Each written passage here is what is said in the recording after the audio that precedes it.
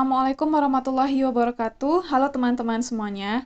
Di video kali ini kita akan bahas lagi latihan soal TWK CPNS 2023. Dan video ini merupakan video yang ke-16. Soal yang pertama. Lembaga yang menjalankan pemerintahan daerah dan melaksanakan tugas mengatur rumah tangga daerahnya saat Indonesia baru merdeka adalah A. Komite Nasional Indonesia Daerah, B. Komite Nasional Indonesia Merdeka, C. Komite Nasional Perbantuan Daerah, D. Komite Daerah, E. Komite Daerah Perbantuan Nasional. Silakan kalau teman-teman mau jawab dulu soalnya sendiri, boleh. Nanti teman-teman bisa cocokkan jawaban yang teman-teman dapatkan dengan jawaban yang ada di video ini.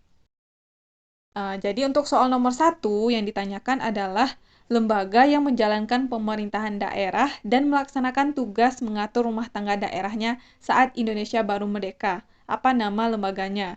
Pembahasannya adalah kalau di pusat ada yang namanya Komite Nasional Indonesia Pusat atau KNIP. Sedangkan untuk daerah dibentuklah Komite Nasional Indonesia Daerah.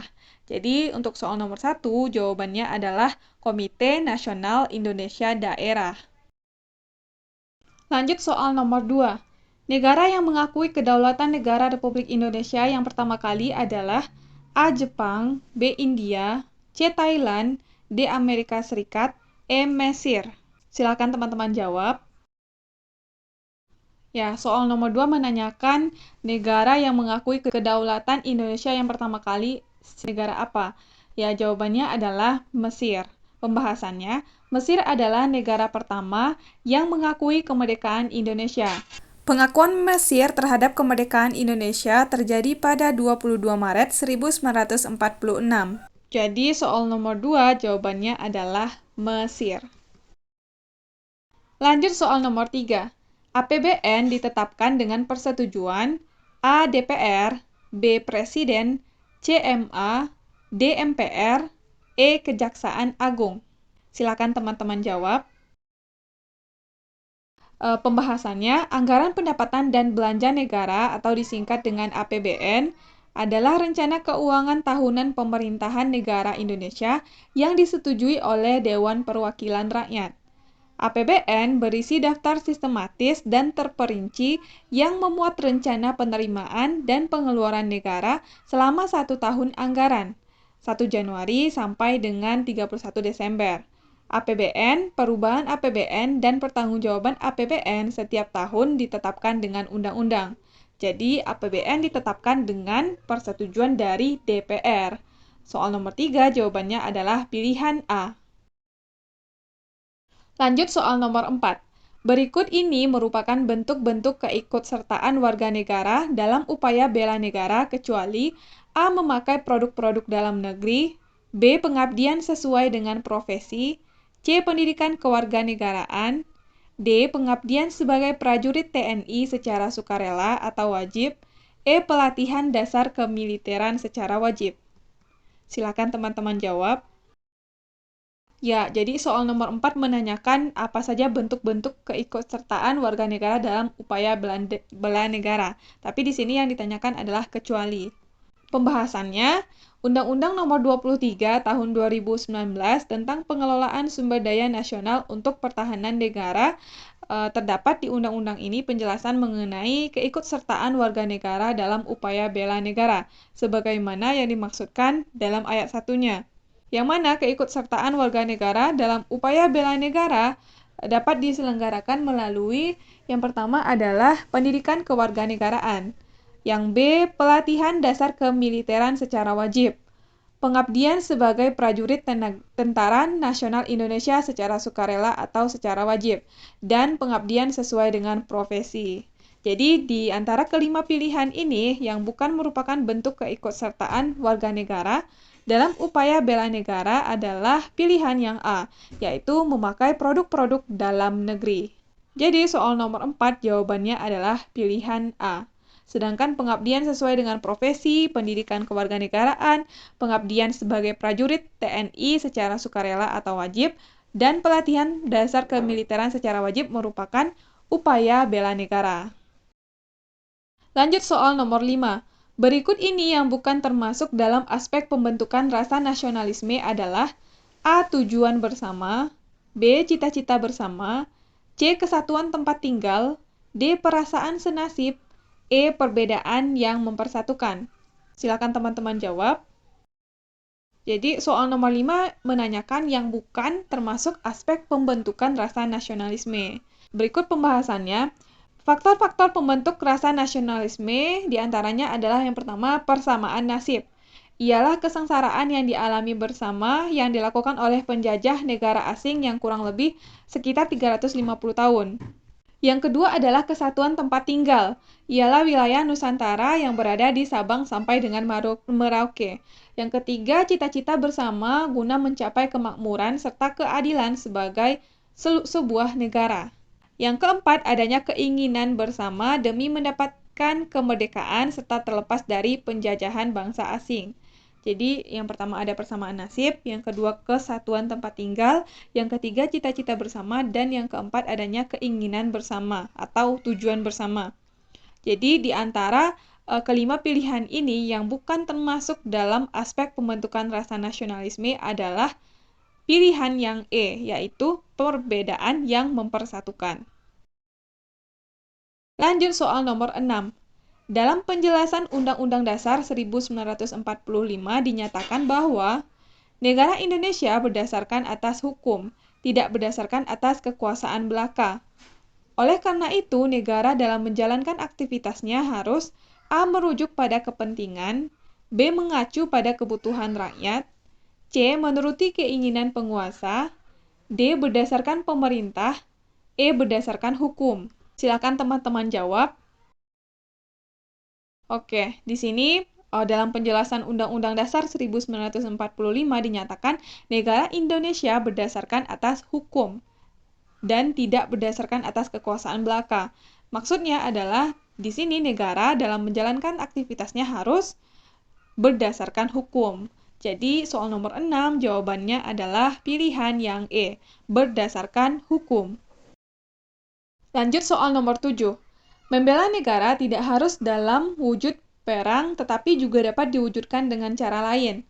Wujud sikap membela negara sesuai dengan amanat dalam pasal 27 ayat 3 Undang-Undang Dasar 1945 adalah A. mengunggulkan bahasa daerah sesuai asalnya, B. mengikuti kursus tari Bollywood sebuah sanggar, C. membeli produk-produk impor, D. mengikuti kegiatan ekstrakurikuler pramuka, E. selalu mengenakan batik ketika bersekolah. Silakan teman-teman jawab. Oke, jadi di sini wujud sikap membela negara sesuai dengan pasal 27 ayat 3. Sebelumnya, pasal 27 ayat 3 bunyinya adalah setiap warga negara berhak dan wajib ikut serta dalam upaya pembelaan negara. Jadi di sini dari kelima pilihan ini yang merupakan wujud dari upaya pembelaan negara adalah pilihan yang D, yaitu mengikuti kegiatan ekstrakurikuler pramuka. Karena yang A mengunggulkan bahasa daerah sesuai asalnya jelas bukan, mengikuti kursus tari Bollywood sebuah sanggar juga bukan, C membeli produk-produk impor ini jelas bukan, D mengikuti kegiatan ekstrakurikuler pramuka ya, E selalu mengenakan batik ketika bersekolah bukan. Jadi soal nomor 7 jawabannya adalah D, mengikuti kegiatan ekstrakurikuler pramuka. Lanjut soal nomor 8.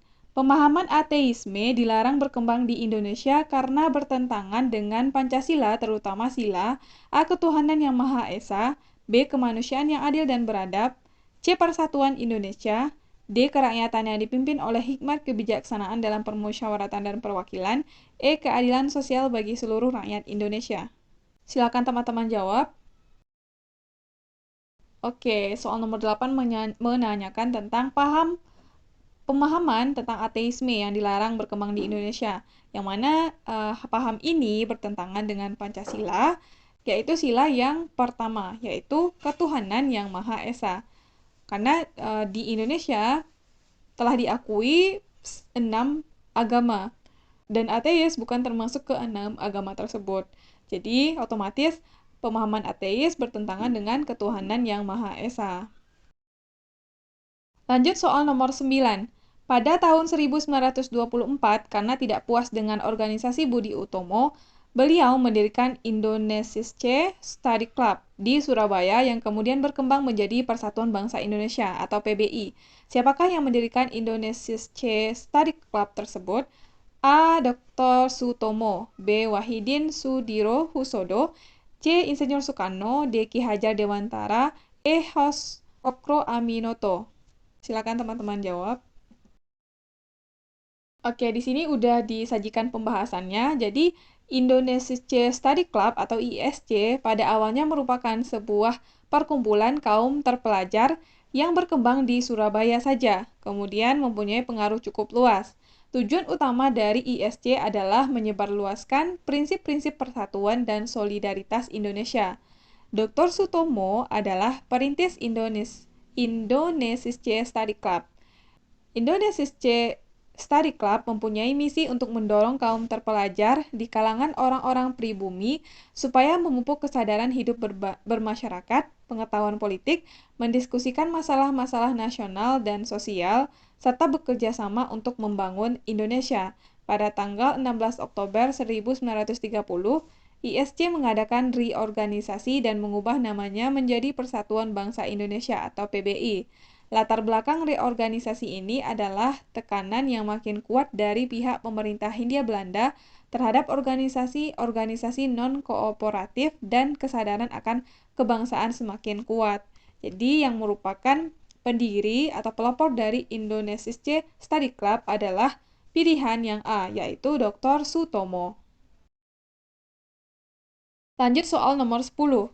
Setiap warga negara berhak ikut serta dalam penyelenggaraan negara dengan proses rekrutmen yang akuntabel, transparan, dan efisien untuk membentuk karakter penyelenggara negara yang baik dan berintegritas. Diperlukan A. Kode etik penyelenggaraan negara, B. Sumpah setia jabatan, C. Tata tertib penyelenggaraan negara, D. Norma dasar, E. Pelatihan bela negara. Silakan teman-teman jawab.